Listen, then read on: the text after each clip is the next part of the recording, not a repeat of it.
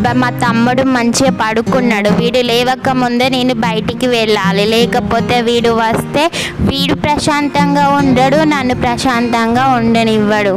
వీడు లేవక ముందే నేను బయటికి వెళ్ళాలి, త్వరగా అమ్మకు చెప్పి వెళ్తా.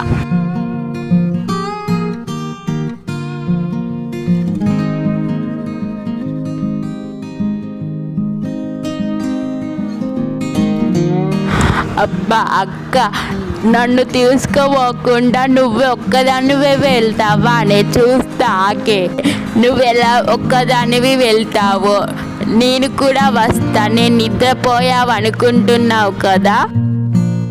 అమ్మా అమ్మా అమ్మా, ఏంటి అలా అరుస్తున్నావు? ఏమైంది? అమ్మా నేను కాస్త బయటికి వెళ్ళొస్తానే, నందనవనం పార్కుకి వెళ్తానమ్మా.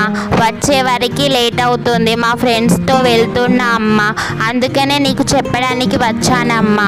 సరేనే, వెళ్తే వెళ్ళావు, కానీ తమ్ముడిని కూడా తీసుకువెళ్ళొచ్చు కదా, మళ్ళీ వాడు ఏడుస్తాడు. తీసుకువెళ్దామని అనుకున్నానమ్మా, కానీ వాడు పందిలా పడుకున్నాడు. ఇప్పుడు వాడు లేసేసరికి గంట అవుతుంది, వాడు లేసేసరికి నేను వెళ్ళి వస్తానమ్మా.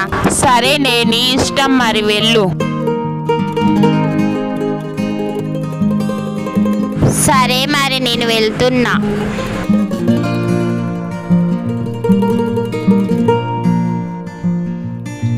అమ్మో, వీడు లేచేసరికి నేను త్వరగా రావాలి.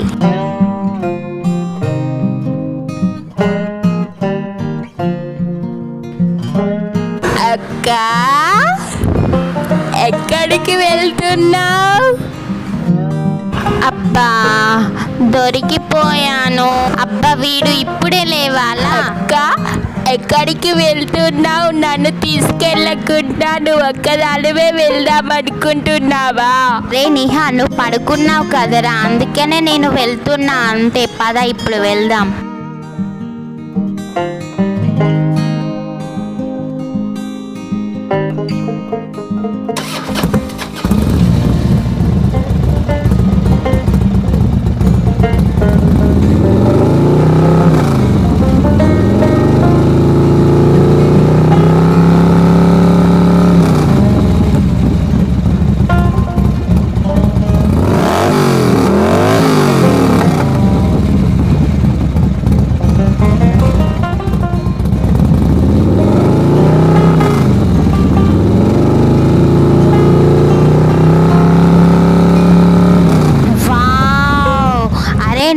ఒకసారి లెఫ్ట్కు చూడ్రా, తల మెరిసిపోతుంది బంగారపు మణిలా. ఒకసారి చూడ్రా, పదరా వెళ్ళి చూద్దాం దాన్ని. అరే తమ్ముడు, ఇదేదో మాయాదీపం లాగా ఉంది కదరా, మనం చిన్నప్పుడు అల్లావుద్దీన్ సీరియల్లో వచ్చేది కదరా, గుర్తుందారా నీకు? ఇది సేమ్ మాయాదీపం లాగా ఉంది కదరా, దీనిలో జీని ఉంటాడ్రా. అవునక్క, నాకు చాలా గుర్తుంది, నేను కూడా ఇదే అందాం అనుకున్నా. అక్క, దీనిని ఒకసారి బయటికి తీసి చూద్దాం అక్క. వావ్ అక్క, ఇది రియల్గా సూపర్గా ఉంది అక్క. అక్క, కొంపతీసి ఇందులో జీని ఉంటాడా? అమ్మో, నాకు చాలా భయం వేస్తుంది. అరే అలా ఎందుకు అంటున్నావు రా? జీని ఉండే మన అదృష్టం రా. జీని ఇందులో నుండి బయటికి వస్తే మన కోరికలన్నీ నెరవేర్చుతాడు తెలుసా. జీని ఒక భూతమైన చాలా మంచి మనిషి తెలుసా. మంచిగా ఇందులో నుండి జీని కనుక బయటికి వస్తే మన కోరికలన్నీ నెరవేరుతాయి. అవునక్క, కానీ ఇందులో జీని ఉన్నాడో లేదో చూద్దామా అక్క? అల్లావుద్దీన్ దీపం పైన రుద్దితే జీని వచ్చేవాడు అక్క. అక్క, నువ్వు ఒకసారి ట్రై చేయవే. అవునరా, సరే.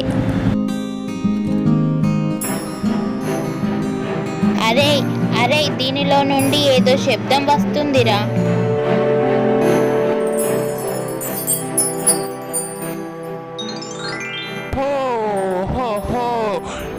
చెప్పండి పిల్లలు, మీకు ఏం కావాలో? నేను జీనీని, నన్ను ఈ అందమైన ప్రపంచంలోకి తీసుకువచ్చారు, మీ కృతజ్ఞతలు. ఇప్పుడు నేను మీకు బానిసని. హే జీని, ఎలా ఉన్నావు? బాగున్నావా? వావ్ జీని, జీని అల్లావుద్దీన్ అద్భుత దీపంలో చూడడం తప్ప నేను రియల్గా ఎప్పుడు చూడలేదు. మీరు నిజంగా ఉంటారా? అవును జీని, నిజంగా ఇప్పుడే చూస్తున్నాను. అక్క, జీని వచ్చాడు. జీని, నువ్వు ఇక్కడ ఉన్నావేంటి? నువ్వు ఉండాల్సింది అల్లావుద్దీన్ దగ్గర కదా. ఇంతకీ అల్లావుద్దీన్ ఏమైపోయాడు? అల్లావుద్దీన్ నా పైన కోపంతో నేను ఉంటే అల్లరి చేస్తున్నానని నా దీపంని ఎక్కడికో విసిరేశాడు. అది మీకు దొరికింది. ఇన్ని వేల సంవత్సరాల నుండి నేను ఇప్పుడు బయటపడ్డాను. నన్ను విడిపించారు. నీ చీకటి పందెంలో ఉండేసరికి నాకు విసుగు వస్తుంది. ఇన్ని రోజులు నేను ఎప్పుడు బయటికి వస్తానా అని చూస్తున్నాను. కానీ ఆ దేవుడి వలన మీరు నా దీపాన్ని చూసి నన్ను కనిపెట్టారు. అందువలన నేను బయటికి వచ్చాను. పిల్లలు, మీకు ఏం కావాలో కోరుకోండి. ఇప్పుడు మీరు నాకు ప్రభువు. మీరు ఏం చెప్తే నేను అది చేస్తాను.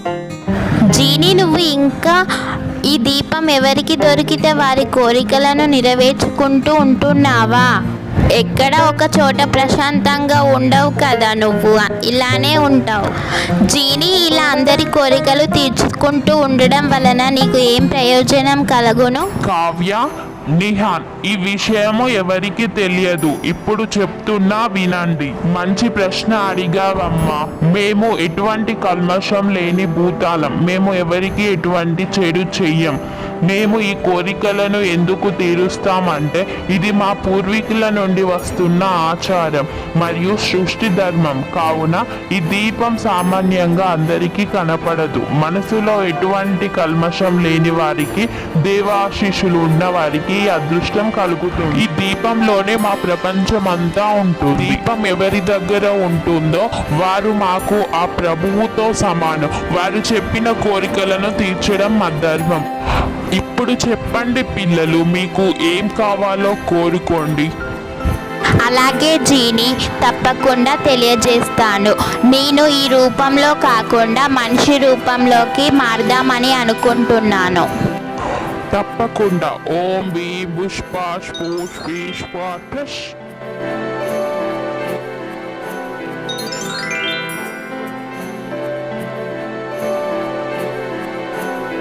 అక్క, అక్క, ఇది నువ్వే నానే? ఇంత పెద్దగా అయ్యావేంటే? బోరే తమ్ముడు, మనం బొమ్మల లెక్క ఉన్నప్పుడు ఇంత చిన్నగా ఉన్నామా? నువ్వు నన్ను చూసి భయపడకు. లేదక్క, నేనేం భయపడను. లెక్క ఉన్నప్పుడే బాగున్నాంరా. నువ్వు కూడా నా లెక్క మారు. జీనీని అడుగుదాం. అక్క, నువ్వు మనిషిలాగా ఉంటే మన అమ్మ నాన్నల పరిస్థితి ఏంటి? వాళ్ళు అనాథలైపోతారు. మళ్ళీ నువ్వు లేకుండా ఉండరు కదా. నేను కూడా మారితే వాళ్ళు ఏమైపోతారు? అక్క, అక్క, ఇలా సృష్టికి విరుద్ధంగా ఎలాంటి పనులు చేయకూడదు. అక్క, నువ్వు మళ్ళీ మామూలు రూపంలోకి రా అక్క, రా అక్క. అరే తమ్ముడు, నేను ఇంటికి వస్తే అమ్మ నన్ను తిడుతుంది. మళ్ళీ బయటికి పంపించదు ఎప్పుడు. అరే తమ్ముడు, నేను ఇలా ఉంటే అమ్మ నన్ను నమ్మరు. నేను మళ్ళీ మామూలు రూపంలోకి వచ్చేస్తాను. అలాగే అక్క, మంచి పని చేసావు అక్క. జీడీని అడిగి నువ్వు మళ్ళీ మన రూపంలోకి రా అక్క, రా. సరే రా. సరే, నువ్వు ఇక్కడ ఉండు. నేను మళ్ళీ మామూలు రూపంలోకి వచ్చేస్తా. జీని, మళ్ళీ నేను మామూలు రూపంలోకి రావాలంటే ఏం చేయాలి? జీని, నువ్వు బయటికి రా. సరే, నీకు ఇష్టం వచ్చినప్పుడు మనిషిలాగా మారే వరాన్ని, మళ్ళీ నీకు నచ్చినప్పుడు నీ రూపంలోకి చేరే శక్తిని ప్రసాదిస్తున్నాను. ఆ దీపాన్ని మనసులో తలుచుకొని ఈ మంత్రాన్ని చదువు. సరే సరే, అలాగే జీని.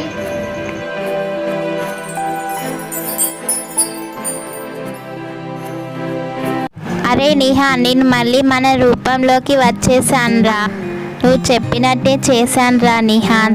అవునురా, మన అమ్మ నాన్నల పరిస్థితి నేను ఆలోచించలేదు. సరేరా, మన ఇప్పటికే ఆలస్యం అవుతుంది. ఇంటికి వెళ్దాం పదరా. అక్క, మనం ఇంటికి వెళ్ళేసరికి లేట్ అవుతుంది. జీనీని పిలిచి మన ఇంటి దగ్గర ప్రత్యక్షమయ్యేలా చేయమందాం అక్క. సరేరా తమ్ముడు, అలాగే చేద్దాం. మన అమ్మ ఇంటి దగ్గర ఎదురు చూస్తుంది, పద.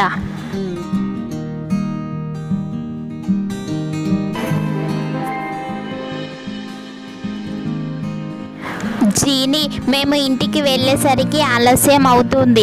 మమ్మల్ని ఇంటి దగ్గర ప్రత్యక్షమయ్యేలా చూడు జీని.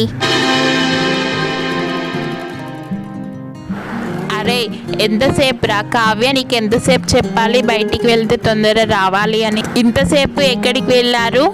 గంటలో వస్తామని. అవును, కానీ ఈ దీపం ఎక్కడిదే? పాతకాలం నాటి వస్తువులాగా ఉంది. దీనిని ఎక్కడి నుంచి తెచ్చారు? అమ్మ, మేము దారిలో వెళ్తుండగా ఈ దీపం కనిపించిందమ్మా. ఈ దీపం విలువ ప్రత్యేకమైనది. ఈ దీపాన్ని తీసుకువచ్చాను అమ్మా, ఇంట్లో పెడదామమ్మా. అమ్మ ఈరోజు అమ్మ నాకు ఇప్పుడు ఆకలి వేస్తుందమ్మా. ఏం చేసావే? పూరీలు చేశానురా.